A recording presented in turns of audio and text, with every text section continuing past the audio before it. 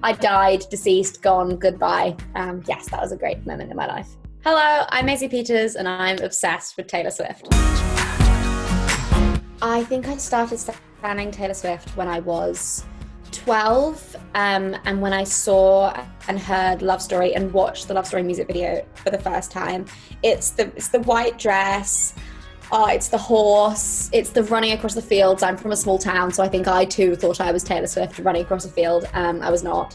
I think that was when the Love Story began. My favourite Taylor songs, I would choose Back to December from Speak Now, because that was, again, I think that was an early discovery. And I think just everything about that song, the structure of it and the lyric and the story that it tells was so inspiring to me, and I used to sing it in my school music room every lunchtime. And then I would pick Clean from 1989, because I think, again, like when I heard that, I was probably like 16, and I think that was another like founding block of the way that I make music and the music that I want to make. One of my favorite Taylor Swift music videos is You Belong With Me. I used to watch You Belong With Me as a 12, 13-year-old. Like it was TV. Like I would just rewind it and watch it again. Me and my sister would just like go through, and when you realise that both characters are played by Taylor, I feel like it's a mind-blowing moment. I was doing this thing in the first lockdown called Bed Covers, where I would cover a song every night. And Enchanted, again, I have a lot of favourite Taylor Swift songs, and Enchanted is also one of them. And so I just decided to cover it. And I don't think I was wearing any makeup. I had sort of my band t-shirt on of 10 Things I Hate About You. I just tagged her, but in a very absent-minded way, like Enchanted by Taylor Swift. And she saw it and she said, what did she say it was? Heavenly. Yes, exactly. It was heavenly. I died, deceased, gone, goodbye. Yes, that was a great moment in my life. Griff, who's another amazing artist, has this sort of challenge where you have to cover a song in an hour. So it's called Covers Against the Clock.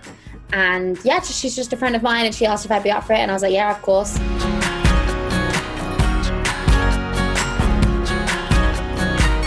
When I saw Taylor react to mine and Griff's version of Exile, I was on the phone to my manager, and we were talking about something normal, and then I saw it and I literally just shrieked.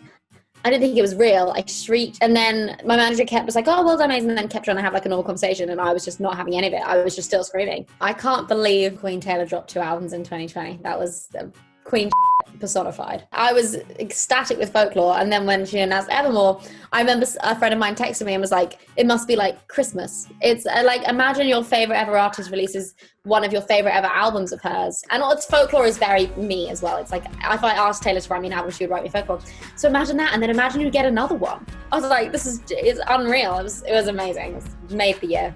The thing I admire the most about Taylor is the way that she's thrived and flourished and continued to exceed herself in an industry and environment where for a long time, a lot of things I think were against her, a lot of sort of odds and obstacles in her way. And she's just done nothing but like conquer and come out on top. And I think be such an amazing example and inspiration to like anyone, but especially young women in music, up to now. And like re-recording her masters, I think is such sort of progressive move, and says so much to how much she believes in her own work and how much she believes in owning what she's rightfully made. And I think it's all very inspiring. Another reason I'm a fan of Taylor is I think her activism, especially in 2020, was super inspiring. And I think, again, she was silent for a long time on several issues, but she chose the perfect time, I think, to come out and, place her flag down on what was right. And I think she's doing things, like I think she really genuinely believes in change. And I think, again, she's an excellent role model to anyone looking to be an artist who's political in 2020 and 2021, because that's a very difficult line to tread. If I met Taylor, I think I would be very shy and very quiet in the corner, like, hi mom, I love you.